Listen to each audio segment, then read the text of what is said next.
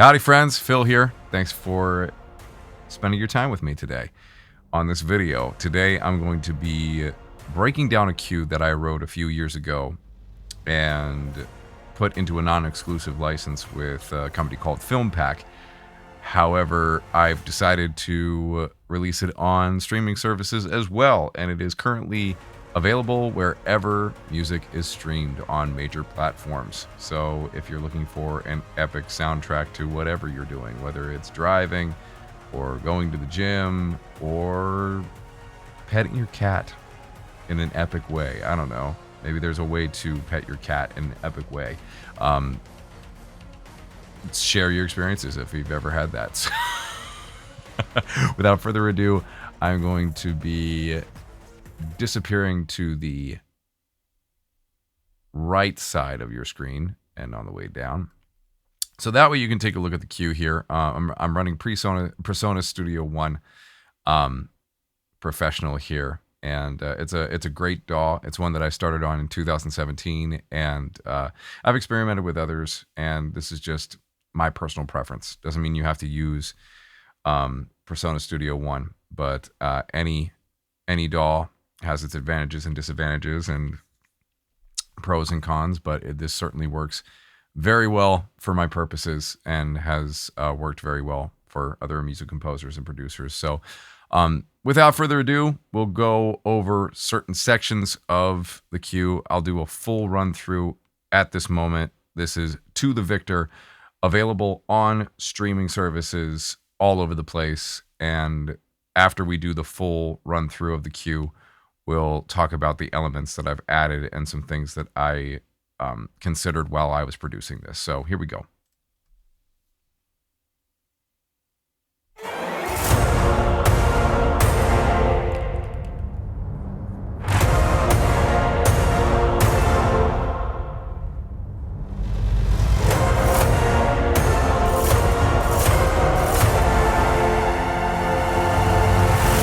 And forgive my facial expressions.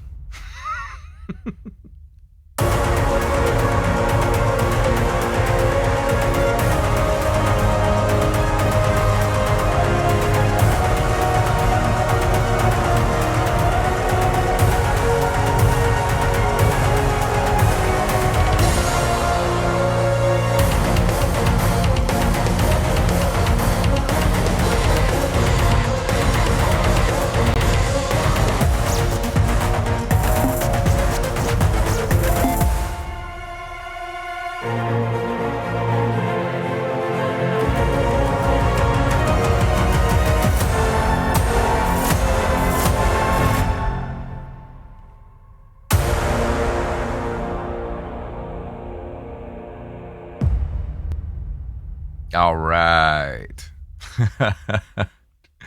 So obnoxious. So obnoxious. But so fun to write. So fun to write. So we'll start with the brass and the strings and what I have going on here. So let's take a listen to the strings for now. So we'll start here. Take a listen. Oh, let me take it back here a little bit.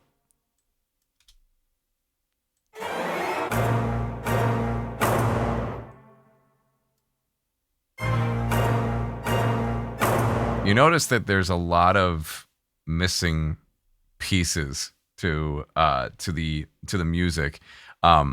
When you just solo out certain instruments, you can hear the little imperfections and idiosyncrasies with some of the sample libraries and the programming by yours truly, or the lack thereof of good automation. But when you put it all together, it has a tendency to work. So let's take a look at the sample that I used for the string rise. So, and that release, it doesn't sound good by itself, but when you blend it all in together, boy, does it blend nicely. Yeah, you can barely tell that the release on that isn't super stellar. So yeah, let's take a look here. That sample library is brought to you by I believe it's Redbox palette. And I must say that this Redbox has a significant upper hand when it comes to effects for strings, brass, woodwinds. They certainly have a great library on hand. I think their melodics, the 6 French horns that they have in this library is just I superb. I really enjoy a significant number of instruments and samples that come from this library in particular. So the palette effects, this rise is just insane. It's just I love it. I love it so much. Yeah, really good. Big selection, big selection of all that stuff. Uh-oh, what did I just do? I'm gonna have to hit undo on something because I just made something go oh, damn it, Phil, come on. Well, that move cost me about 15 years. Insert Interstellar reference right there. But coming back to this, hopefully that's edited. Yeah, strings effects from Redbox, the brass, the woodwinds. This is a great library for effects and for rises, falls, textures, especially if you're doing like horror and stuff like that. It's really good. Let's take a look at the rest of the libraries here. I've got hits going on. Let's go ahead and solo that out and see what's going on there. Just very basic string hits, which comes from Sonoscore's The Orchestra. This was the very first sample library that I ever purchased as someone who was interested in music composition. Reasonably priced, very robust sample library for how little of a footprint it has. I think the first edition of The Orchestra was only 6 gigabytes, which is really phenomenal considering how great of a sample library it is and how diverse and dynamic it is.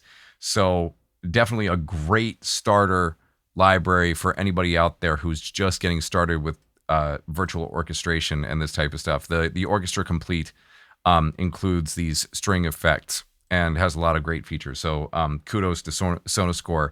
I still use their libraries in on a regular basis in cues, especially their basses, their bass sample library. Sounds pretty basic there. There's some marcato strings going on there. Sounds pretty cut and dry just by itself. Oh yeah, I gotta bring down the samples. There you go. That way you can see what's going on there. And then, of course, it's obvious to me. However, I recognize that there are those of you who may be just getting started with this and trying to figure out how to create dynamics in your DAW. Well, there's a beautiful thing that separates those who don't know from those who know. And it is a beautiful thing called automation. And let me show you what that is. All right. So I'm in the editing tool, which is going to the bass block here, clicking on that, maximizing this. And then there's a bunch of options down here. Now, the thing that you're always going to want to pay attention to, especially if you're just getting started and you don't know what MIDI control to use in order to control this, most sample libraries will use either modulation, expression, or both. If I remember correctly, I know that expression is channel 11 on the MIDI, and that modulation, I don't remember exactly what channel that is, but modulation and expression, I know that expression is usually channel 11.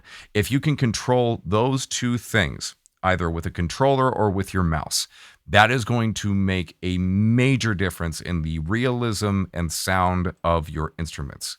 Even if that automation isn't necessarily drawn very organically. Like you could see that I have like just a V triangle here, which some composers say that is a big no-no, but it has always worked for me. So I just continue to use it, and it serves my purposes. So don't let anybody tell you that what you're doing is wrong. You should always base it upon what you're hearing. And if you like what you hear, and the consensus of people around you feel the same way, experiment with it. Do the way that I'm doing right now, or use a controller to affect the envelope. The key thing to understand here, though, is that modulation and expression are the two things that you want to use on a regular basis to bring out the most realism in your performances and your recordings when you are doing MIDI programming and virtual orchestration, to get the most out of these instruments. Okay, at least when it comes to the long form. You also might be wondering, we might just stay stuck on here, is how I'm able to switch articulations. So for example, we're here. Now we're in staccato. We were in sustain right here. And what I love about Presonus, or at least the latest updates, is rather than having to depend on key switches alone, which is when you go super low on the keyboard and you hit super low notes that are outside of the range of the instrument to control the articulation.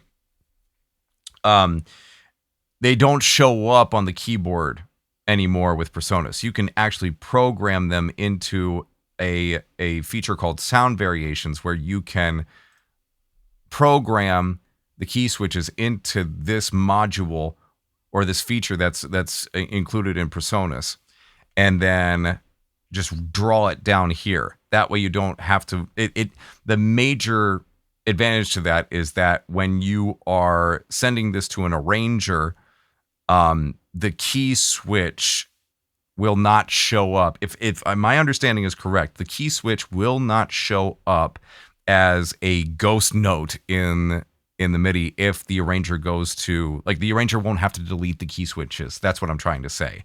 Or deal with the key switches. They're already gone. They won't be there when you go to export this for an arranger to put to sheet music. So, big advantage to having this feature in Presonus. I don't know if it's an exclusive feature to this DAW. I'm sure that there are other DAWs out there that have something similar. I just know that that is very useful when it comes to key switches, and makes it much easier to stay within one block rather than having to load every single articulation for one instrument. I like it much better having everything, programmed in one spot. So I know that other composers prefer working in other ways, which, will load 5 presets for one instrument, as opposed to using the key switches to go back and forth between articulations. So that's just my preference, using key switches, staying within one block. So makes mixing, at least for me, easier too. All right, so let's listen to the strings again. Not much going on here. We've got Jaeger strings,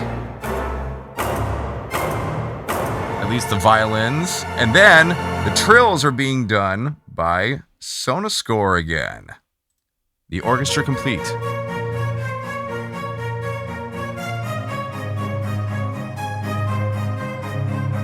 Just some short staccato and spiccato sounds there. Missing a block of cello there. Don't know how that happened. Tremolo, staccato. This is probably my favorite part of the string section here.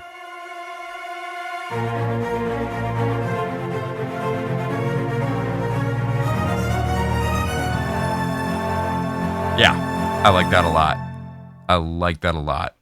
it really adds to the drama of the build-up when it's added to everything else there. So yeah, and there's your strings with a couple of little notes that I hope you find very useful especially if you're just getting started. Let's move on to my personally favorite section. I don't know if I said that grammatically correct. It's really late at night and my kids are asleep and it's the end of the day after a long day of voice acting and running multiple businesses under the umbrella of 2 LLCs. It's fun. So I am probably prone to say things improperly after hours upon hours of talking and character acting and voiceover work. So, and singing, that too. So let's go ahead and listen to the brass section.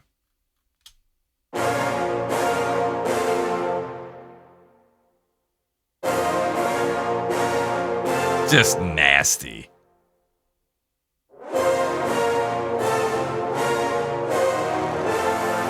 You know,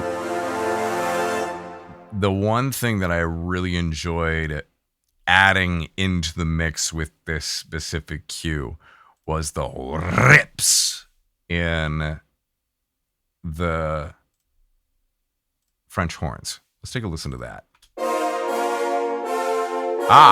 But it's not in that one. Where are the rips? Where are the rips? Where are the rips? There they are. So, this library right here, I used to have a love-hate relationship with East West. That relationship has since improved exponentially and I think it had more to do, it's not you, it's me type of thing. The samples that come from East West are fantastic. However, I was not running the most optimal hard drives and memory capacity at the time that I started subscribing to East West's sample library subscription, which I think I'm using the gold plan for $30 a month. You can get access to all of these instruments and use them as sample libraries. It's awesome. I really enjoy the service, and they have a lot of great instruments. It just took us so much time for it to load on my machine. But since then, I've upgraded my my hard drives to SSD rather than HDD. That makes the speed that much faster when it comes to load time. And also, they recently came out with their latest VST plugin, which is called Opus. And I find that it's a lot more comprehensive as far as load time and features, and rather than their last VST, which was Play and PLAY. So, but again, really great sounds, lots of great options available. And we'll take a listen to these rips again. So this is the block that's being affected right here. I'm going to move this out of the way so you know which block this is. And not very much going on in the MIDI programming. Just da da da ba. Oh, whoa, whoa, whoa, whoa, whoa, whoa, whoa, whoa, whoa, whoa. All right, let's close you out. Let's go over here. Rip, rip, rip, rip. So very simple. Really depending on this lovely 6 French horn key switch master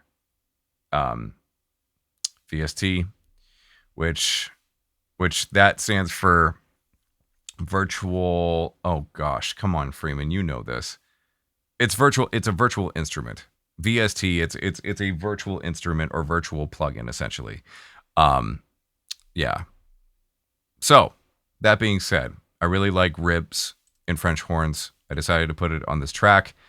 Let's bring back all the rest of the brass here and take a listen.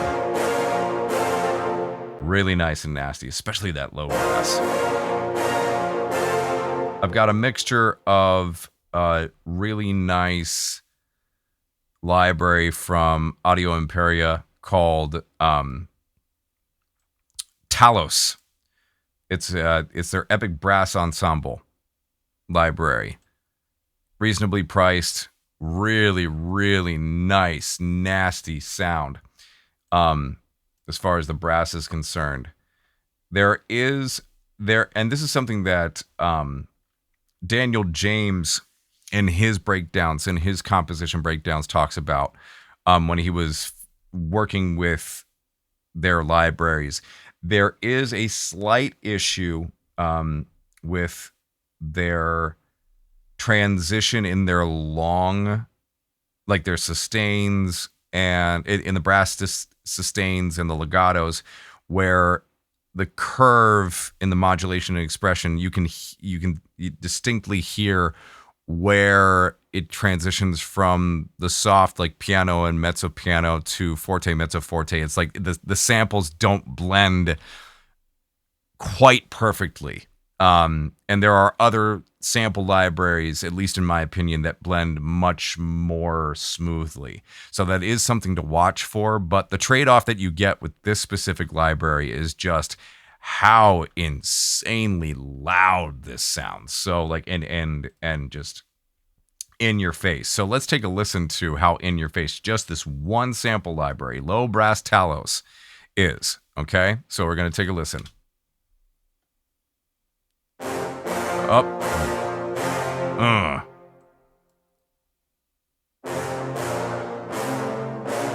That's the Marcato short. And you notice that that modulation envelope is actually pretty good. Like, it doesn't sound disjointed, but let me pull this down ever so slightly to showcase what I was talking about with this library, and let's see if we can hear it. Yeah, when you hear the come up, you can hear the cut right there. And I would love to see an update at some point. And maybe there already is, and I'm just completely unaware of it, where that specific issue, especially with the long articulations for this brass library, that specific issue is addressed. That would be lovely. So if any developers from Audio Imperia are watching this, please feel free to take my feedback, or tell me to pound sand. It's totally fine. I still am a huge fan of your library. So, and I'm using it in this queue. So again, this is available for streaming, and for you can also license this through Film Pack. My buddy Kevin Graham owns that company out over there, and it's been really nice to work with him and provide some of my tracks to that library. It's they've got a lot of stuff there. They've got footage, they've got B-roll, they've got sound effects, they've got music, and some of my music is featured on that platform, including this track. So yeah. With that said, let's go back to the brass.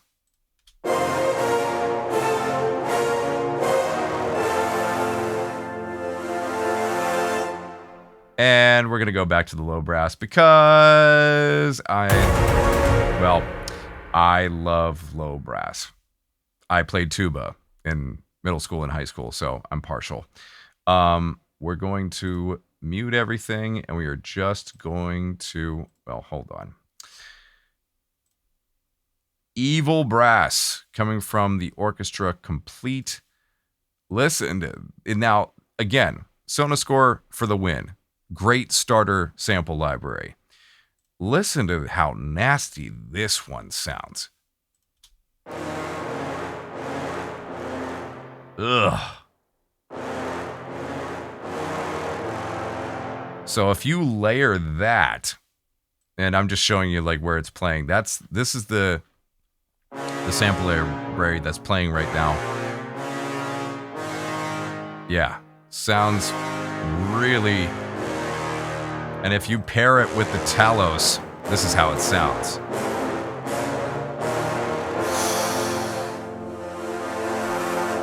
Layering is your friend. Take multiple sample libraries and put them together, see what happens. The only issue that you'll ever want to watch for, though, is to make sure that you have a phase meter on the end of your mix bus to make sure that things stay relatively within phase, but also are wide enough to really create that that space and that depth that you're looking for. We'll get into the mix stuff either later on in this video or in a completely separate video after this is done recording. But let's, yeah. Sonoscore, again, kudos to you for creating really great stuff with a low, with a low footprint as far as space is concerned. Way to go. Love layering Sonoscore orchestra sample libraries into other libraries. I feel like it's a really great pairing to put that all together. So, and then let's see what else I've got going on here. Trombone Opus. Let's take a look at and listen to that. Oh, looks like it's that is not active. Let's make it active. It's missing. Twas missing. Well, let's see if. There we go.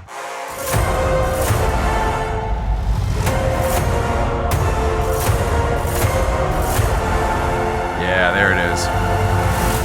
Yeah, so I really like the brass. I really like the brass samples from East West. Their Hollywood brass. I think there's really good stuff. And of course, the because it was missing, the legato is still loading. There we go. Got a nice little legato key switch going there.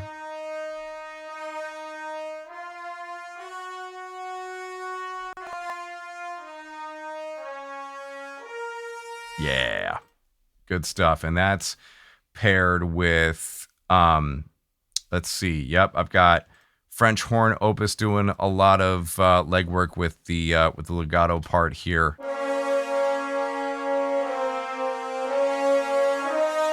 And I'll make this a little bigger so that way you can see that the French horn and trombone are going, harmonizing with each other.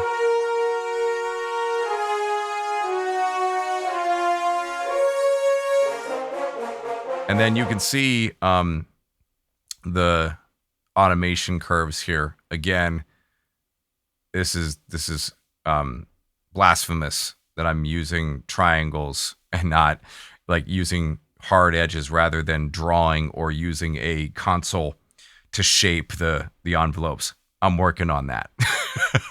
But it still works. It's good. This is a very in your face track. So, and yeah, so that's a preview of the legato part there.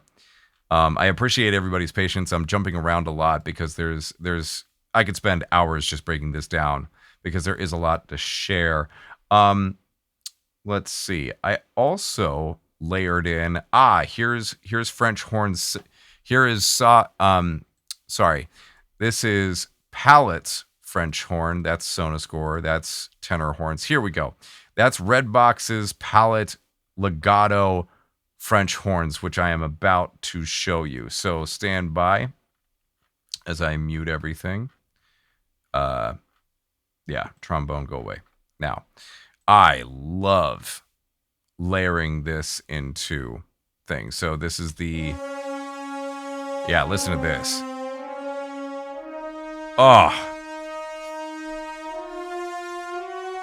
Oh, man.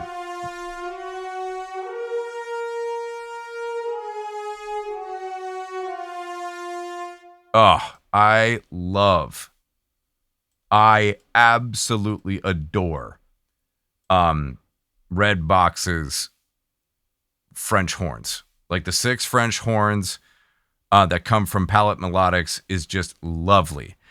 I just wish that your range was just a little bit higher. You only go up to a C5 there. If you just go a little bit higher, you would get an 11 out of 10 for me.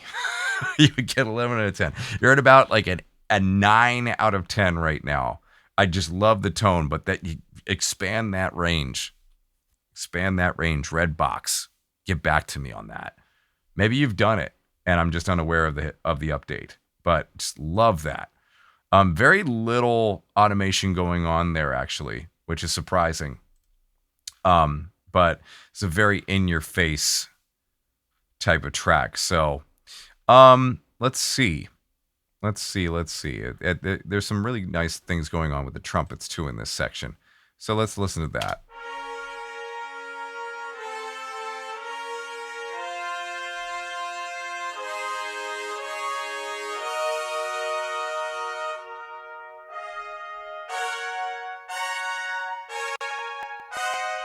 Actually, some of that isn't sounding so nice, but it still works. And when you put it all together, it sounds like there's like, let's see what's going on there. So it looks like I've activated some marcato, long marcato, there, along with some accents. By the way, long articulations usually are controlled by the modulation and expression, and something that I didn't mention before, short articulations are controlled, like marcato, staccato, spiccato, are controlled by the velocity control, which you can see here. This is the velocity. So the lower these poles are, when it comes to the so like here's the marcato. It starts here. So we're gonna hit the marcato. So the velocity, the lower the pole, the quieter it'll be. And then big and obnoxious when it hits this area right here. So, and sometimes with certain articulations, you'll get not just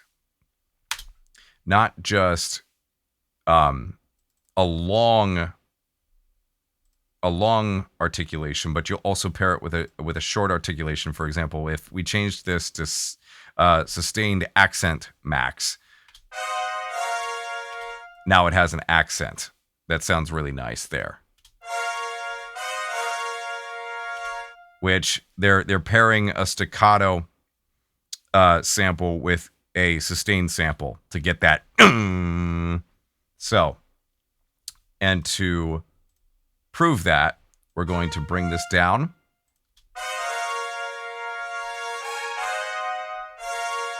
Notice that the accent is gone once I bring down the velocity, but when I bring it back, there it is. Now, and that's because, again, I switched it to sustain accent rather than just sustain. So sustain accent.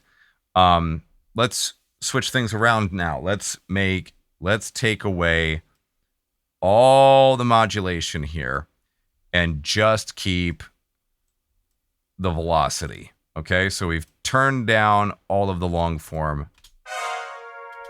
So it's like you see that it's got the staccato and then it's like super, super quiet. It's not exactly the best showcase there. Hold on one second. There we go. So you can hear the staccato and then the very quiet sustain there. So let's undo all of that. Lovely. That's great. Okay. So that gives you a window into how these things are built and how they pair things together and what you can do with your automation and your key switch programming to get these things to sound the way that you picture them in your head, and also better understand what you're working with and how to make the changes that you're looking for based on what the instrument offers. So, just some things to think about. We could spend hours we could literally spend hours on each and every instance, each and every iteration, every track. But this would end up being a 12-hour lecture if we did that. So I'm gonna try to stick to the basics and get to the other important stuff eventually. So now let's go through the rest of the brass section. So we'll take that back here. Really like these short, driving, short articulations, staccato, marcato.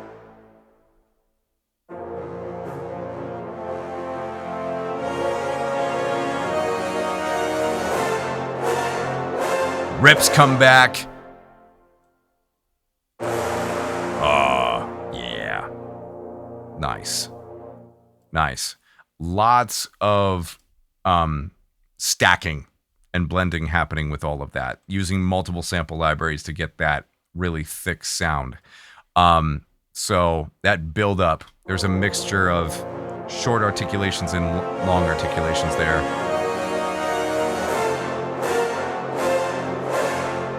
Really using that modulation and expression, those envelopes for each track, that automation to really emphasize the crescendos and decrescendos there at the end. So, and man, the sizes of everything are so cattywampus. So I've changed the size to make it all fit in here now. Yeah, so that's basically the brass. Like I said, I could spend days talking about each section, let alone each track. But let's take a listen now to the percussion. And this is probably where most of the rudeness and obnoxiousness of this track comes from. So, whoa, hold on. Still got the brass. We're going to mute you. Sorry. All right, here we go. Boom.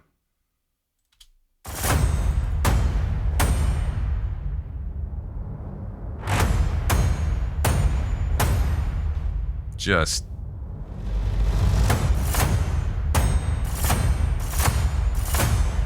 like,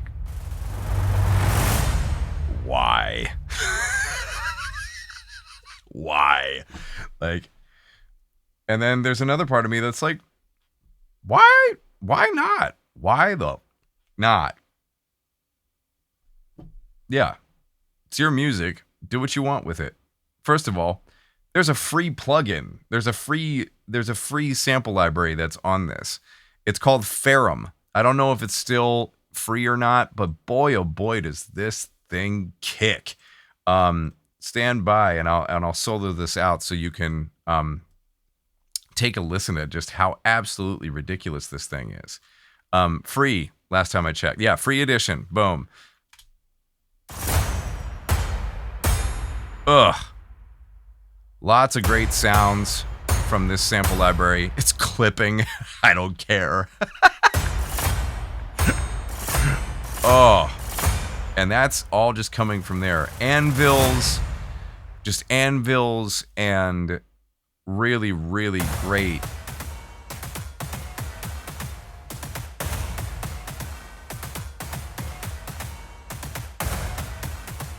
Dude, I feel like I have personality problems. When I listen back to that, like it's either genius or madness, you know? Like I'm it's definitely the latter rather than the former. At least it's just stuff is too much fun. But all those sounds which are blending so nicely, at least in my opinion, to everything else, that comes from a free sample library that's available for download as long as you're running Contact. And sometimes if you're running Contact Player, those sample that's completely free as long as you have a DAW that takes third-party VSTs. You can make this stuff for free, and you can find really great sample libraries for free. You just got to look for it. Companies are doing free offers all the time. Spitfire Labs is great. The Crow Hill Company. There's just pianobook.co.uk. There's so many free resources out there to make amazing music. Project Sam.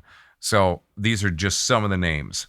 And I know that there are content creators that are constantly making free plugins that are incredibly useful, either for just instrument effects or actual sample libraries. So just keep in mind that free does not mean crap.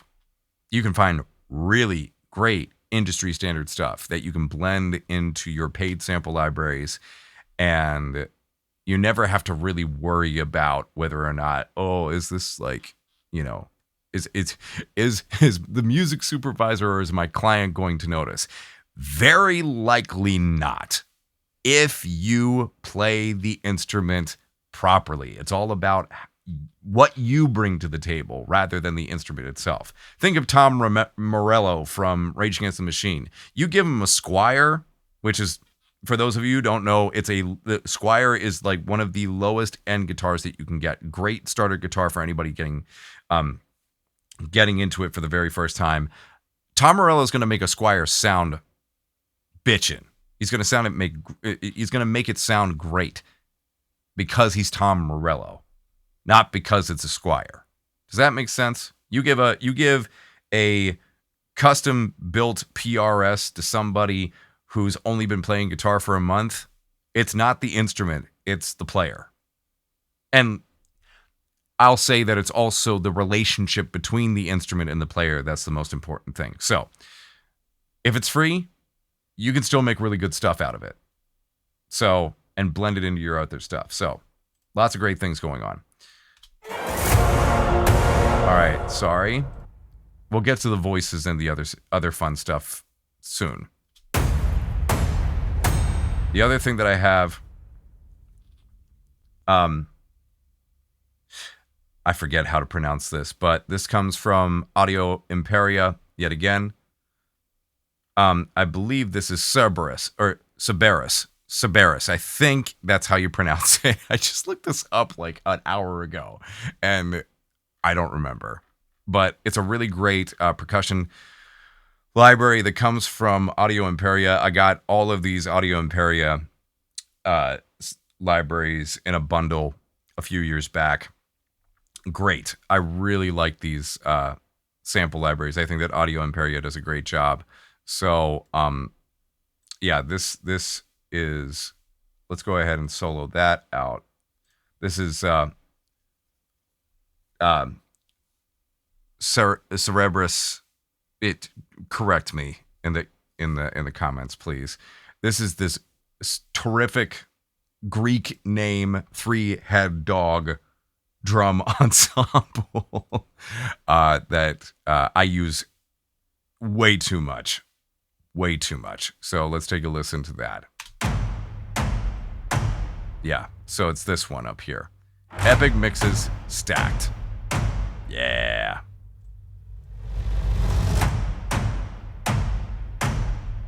Just cut and dry, big, boomy sounds. Great sticks. Excellent stuff. That's where that MIDI's happening. All very velocity based. Good stuff. And then I like to layer that with the Ferrum, and then this is the low hits that are down here. That is a ambient largeness from Storm Drum to Quantum Leap from East West. And it looks like I'm still running their older VST, which is Play. And that's great. Listen to how low this and ridiculous this is. and the release is so quick on that. It just is, oh my gosh. Ugh. Too late to edit now. It's already released. But those are some lovely sub hitters right there. I always go to that specific instance to get a really low boom. I know there's multiple ways to get it done, but that's my go-to. So, and then I've got deep hits, which that comes from Sonoscore, the Orchestra Complete 2, I believe. Why am I not seeing it? There it is. So deep hits effects, which comes from one of their libraries, which is Horns of Hell. But there was a if you got the Orchestra Complete 2, you could get all these other libraries that come from Sonoscore together. So which count as the Orchestra Complete 2, if I remember correctly. I don't know where they're at now, but shout out to Sonoscore again. Audio Imperia, East West. Nobody's paying me to say this, by the way. I'm just a fanboy. Which, speaking of, the other thing that I love to layer into things, and which I use way too much, is this great free plugin, this great free contact instrument called War Drums. Gemco War Ensemble Compressed, coming from Supreme Samples. Listen to this. Very loose drums, but boy, oh boy, do I love layering them in. Oh, just very tribal and perfect for layering in. Really nice. And as you can see, oh, and then the only other thing that I have going on, so in the silences here, so I have bass drum rolls happening in the non-pitched percussion from Sonoscore, just the basic, so which is controlled by the modulation envelope there. And then over here, gongs and bass drum. Really great for covering up any attack and release issues that you have in your sample libraries. There's another tip that I'm going to share that I got from Daniel Bewam, who, I think that's how you pronounce your name, sir. Kudos and shout out to you. He's done a couple of breakdowns of his compositions. An excellent composer, excellent virtual orchestrator, and he talks about how gongs can really help fill out and add some realism to your virtual orchestrations. So I certainly took that tip to heart and added it for this specific spot for whatever reason. Let's take a listen.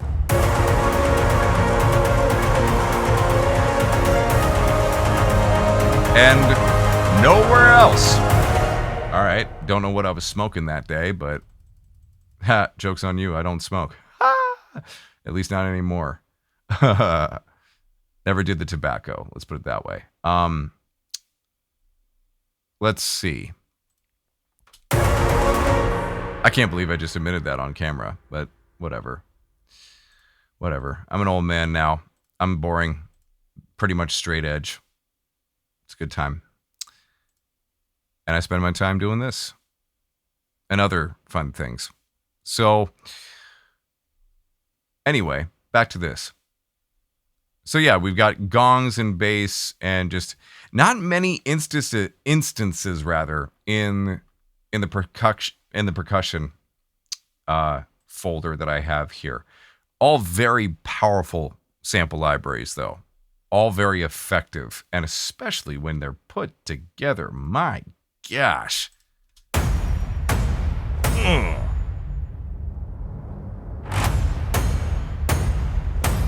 very effective. Some very effective stuff going on there. Let's see. Oh, yeah. So here's what's going to happen next. We're going to talk about the voices. We're going to talk about Project Sam, which is another free sample library that's out there for download. And then the auxiliary guitars and the stuff that I have happening up here, along with what's going on up here with the time signature and the tempo changes. So, voices. I won't spend a lot of time on this.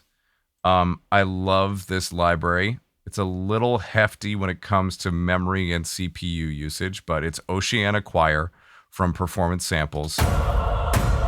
Oh, still have the percussion activated. Let's mute that and just listen.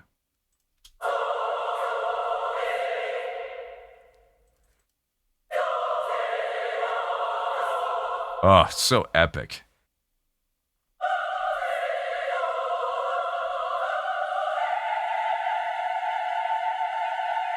Do I have any modulation going on this? Any dynamic control? That is extremely embarrassing. I have none. Now, what's going on with the boys here? Why are you not loading, boys? What's going on there?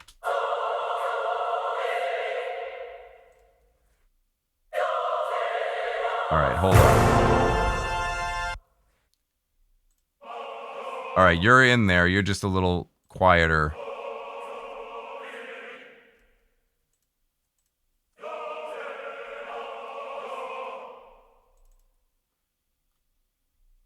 Huh. Interesting. This is a perfect example of zooming into certain compositions and realizing that there are imperfections and that there will always be things that you want to change in hindsight when you go back to analyze what you've written.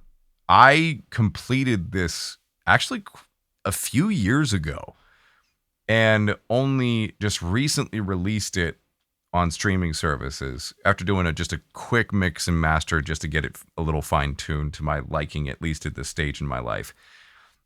Now I look back on this and I'm like, why did I not do that? Like, why did I not put any dynamics on this? And why are there only like a few measures of the men's choir? And there's no envelope. No envelope. What's going on there? Chords are great. You know, they work pretty well. And they just add that super operatic, epic styling to the music here. Let's take it out. Cool. Sounds epic. But once you add that choir in, really just, that's the chef's kiss right there. It does a good thing. And then let's talk about the climax and what makes that so special. I already talked about how I love the string buildup, what the strings are doing here.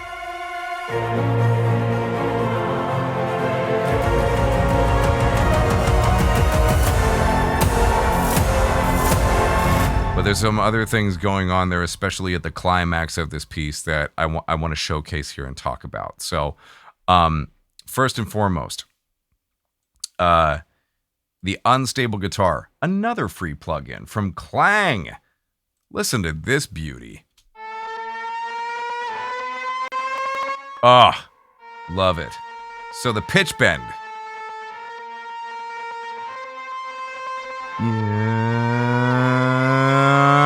and then it's a rise, and so bringing that back into the mix. This one is, listen to how that adds the tension. It's subtle, but it's there, and I love what it does. I love what it does, and it's a really, really nice touch. And it's another free instrument, at least as far as I know. It was free when I downloaded it, so look that up. Clang, bunch of great instruments from that sample library company. So, all right, coming back down. Project Sam, another great library and free download. Like about 30 to 40% of what I have in this queue is free to download. As long as you have the right programs to run it, it's free. It's pretty amazing. Let's see what I have going on in Project Sam. I have orchestral bursts and orchestra hits. Okay. Just basic layering stuff going on there. Nothing crazy. I really like the orchestral bursts from Project Sam. It's a bunch of instruments happening all at once. With that, let me try to find the instance here so that way we can listen. Pandora Panic. Where is it? You can tell this is like very, man, if you're still with me, God bless you. I would have left like an hour ago. I would have left 10 seconds into this video and be like, who is this guy? Who does he think he is? Spending all this time talking about stuff that he created himself. Nobody cares. Nobody cares but you, Mr. Balloon Hands. Not my chair, not my problem. If you're a millennial, you know what I'm talking about. It's not in here. Okay, interesting. I must have like, where are you? Where are you? There you are. Pandora bursts. That's what that is, not orchestral bursts. So tutti hits and orchestral bursts. Yeah.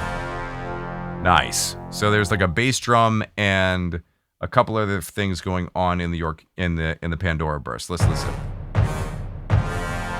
It's mostly brass, octave brass, and a bass drum. So you can get that from that specific.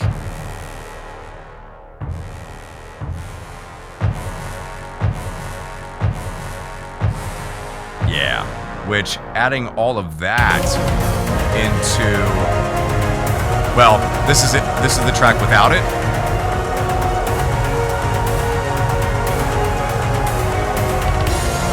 Still pretty epic, but let's add that back in.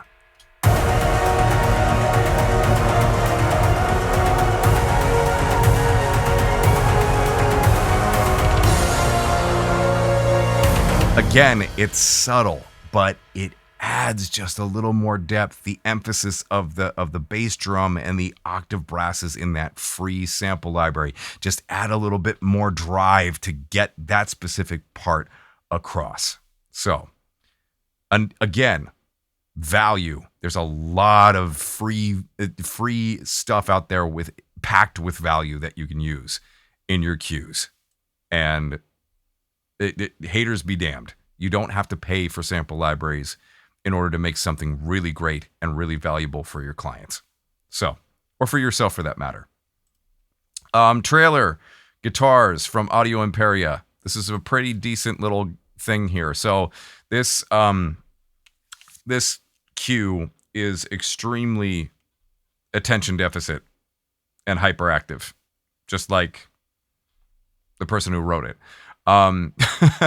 There's orchestra, there's EDM, there's metal, there's hip hop, and we'll get to the hip hop part. That'll be one of the last things I cover in the tutorial here. But yeah, so let's take a listen to Trailer Guitars from Audio Imperia. This is this thing right here. It has a couple of controls, different articulations that are activated by key, switch. So here we go.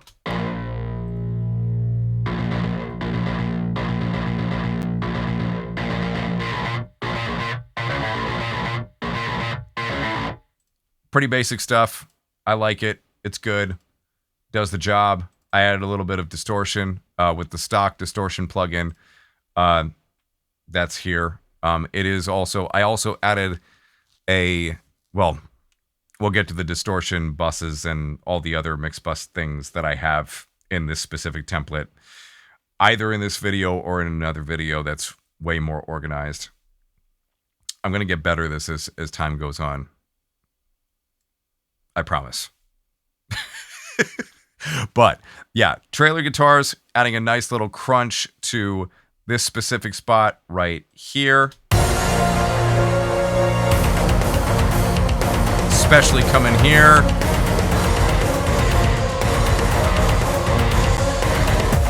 And then is out when it comes into the hip hop part there. So it comes in with the drums, which is up here.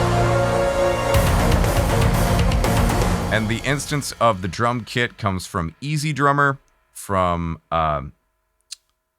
let's see, I forget the name of the company here. Easy Drummer comes from, oh, well, it comes from the same company that does Easy Mix. So, geez. The name, Tune Track. Tune Track is the company that's responsible for Easy Drummer and Easy Mix. Really intuitive, really easy instruments and plugins to use. They've got some great stuff going on there. So kudos to Tune Track. Just got some basic metal drumming happening there in that instance of Easy Drummer, which is great. It's Easy Drummer is a great tool for any drummers that have an E kit, like an electronic drum kit. These are great samples that are very reasonably priced that you can trigger with your drum kit. And it actually has a feature that allows you to program it so that way it can, so say that you have like a Yamaha and you want to control the curve of the envelope of your hi-hat based on your model. It can all be done in here through Easy Drummer, which is great. It's exactly what you need. And then the last few chords that I'm sorry, not the last few chords. The last few instances of tracks that I have up here are, this is a stock plugin from Persona Studio One called Impact. It's just a drum machine. They have a bunch of pretty cool stuff here. So just soloing that out here. This is just the drum kit. This, like the hip hop part. It's part of the climax.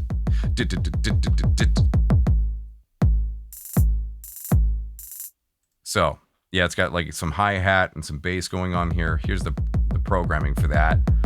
Lots of triplets. Lots of 16th notes going on there.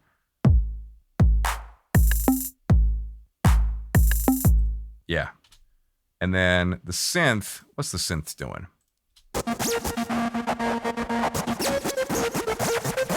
Not doing very much. Just it comes in. This is Hipstortion. It's a preset that comes from Personas' Mai Tai synth. So that's another thing. Don't knock stock plugins in your DAW. Stock plugins can still do some really cool stuff. And you can make your own sounds based on the presets. The presets are a really great stepping stone and starter for what you're trying to accomplish. And then you can add stuff to it. So just keep that in mind, everybody. Cool. All right. And then the last thing I did, or the last thing that I remember, at least that I'm going to remember to share right now, at least, is what I did with the piano chords that happen in the hip hop part. Do you notice the pitch modulation that's happening there? Me too. Guess what? Vinyl. That's what's causing the warping to happen. And this comes from Isotope. And guess what? This plugin, the instance of it, is also free. So, what I'm running as far as my piano, that's grand piano lid closed, and I like to run open and closed on the same MIDI channel. And so let's take the vinyl off.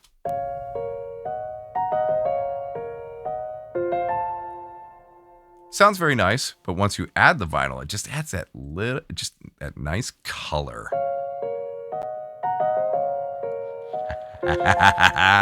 Just a little bit of that lo-fi sound, which you can add to your DAW again for free. Yeah, baby. I'm such a mooch, man. Such a mooch. Using all kinds of free stuff. Build things. I hope you are too. Take advantage of all the free stuff that you can. And make the most of it. It's what you do with what you got. Coming back to the whole Tom Morello thing, it's about the person behind the keyboard as much as it is the keyboard itself. So, okay, cool. So, yeah, so we've got the pitch modulation here.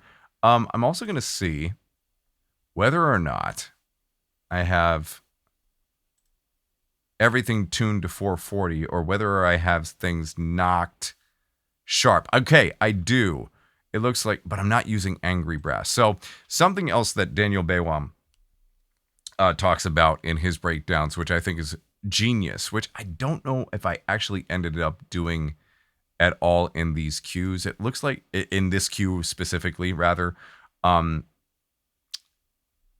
something that will help create more humanism. This is a very, very industrial, mechanical track. So it looks like I haven't done this a lot in the instances, but I am going to show you. If you see in,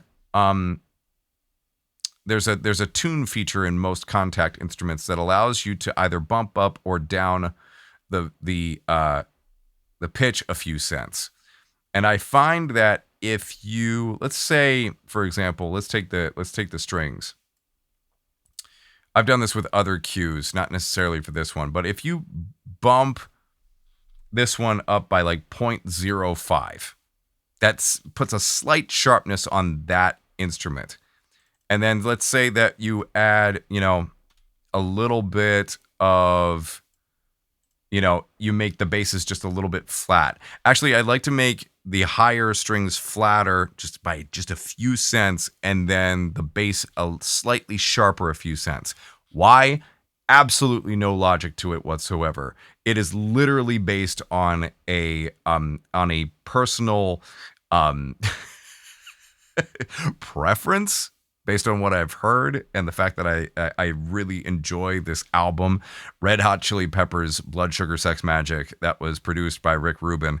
The bass in a lot of that, Flea's bass playing, is sharp. The guitar, John Frusciante is notorious for not tuning his guitars properly.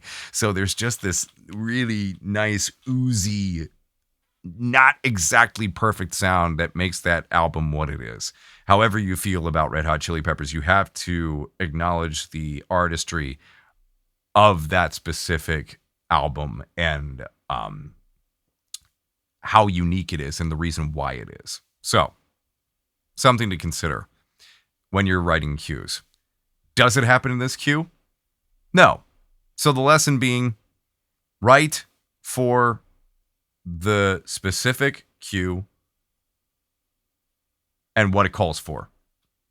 Write for what the cue calls for. And this called for a very mechanical industrial sound. So not a lot of that little fine tuning happening. I would probably do that way more often in, say, like a John Williams style cue where I'm working with, a traditional orchestra sound to make it sound that much more organic.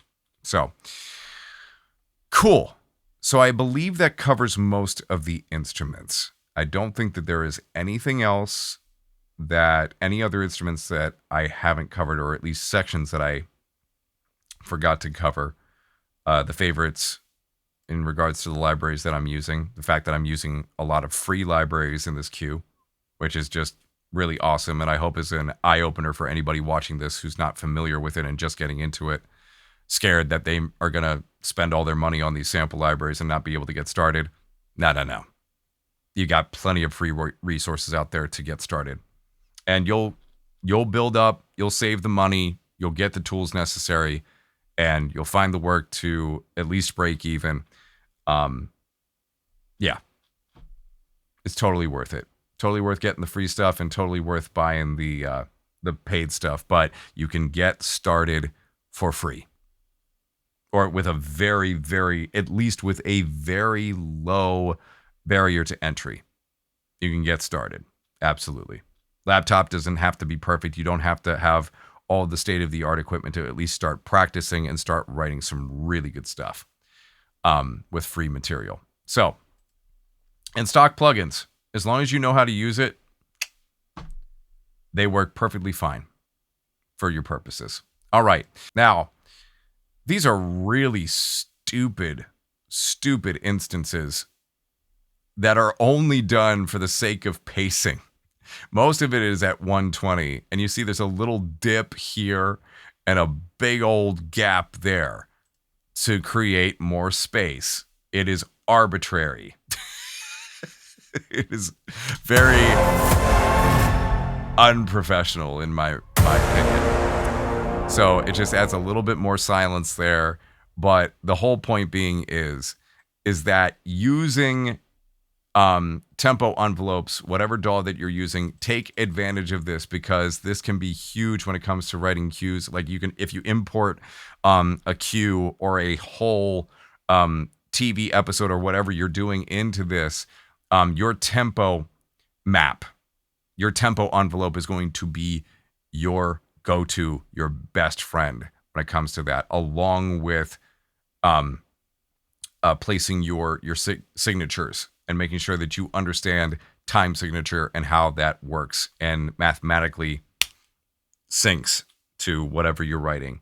Whether it's just, for something like this, which is just a standalone track in a trailer style, or if you're writing to picture or video game. This is like this stuff right here. This is a big factor in writing for, like, as far as creating tension, slowing things down, speeding things up. If you're looking for ways to control that in the best way possible, your time envelope and making sure that your instruments are following the map, that they are enabled to follow the map,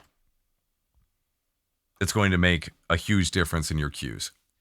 So, and now that we've covered the time envelopes, let's go ahead and talk about one more thing.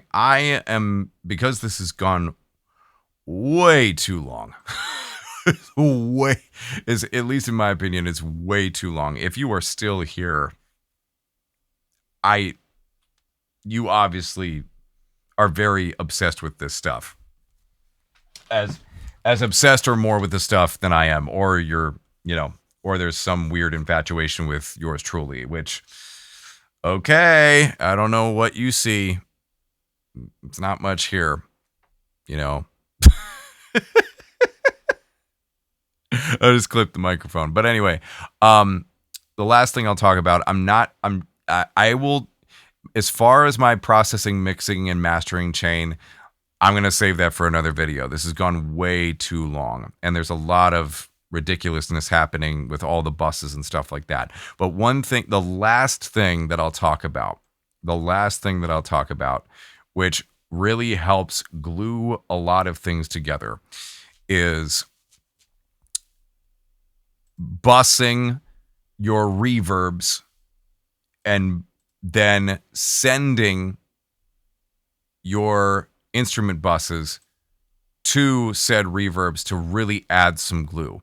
I am going to mute the stock, mind you, the stock reverb plugins that I have here, so that way you can listen. Okay? We're going to listen to the climax here without the reverb.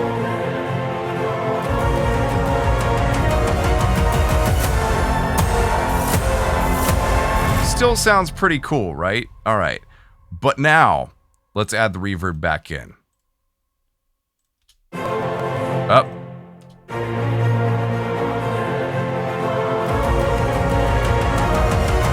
It adds that glue.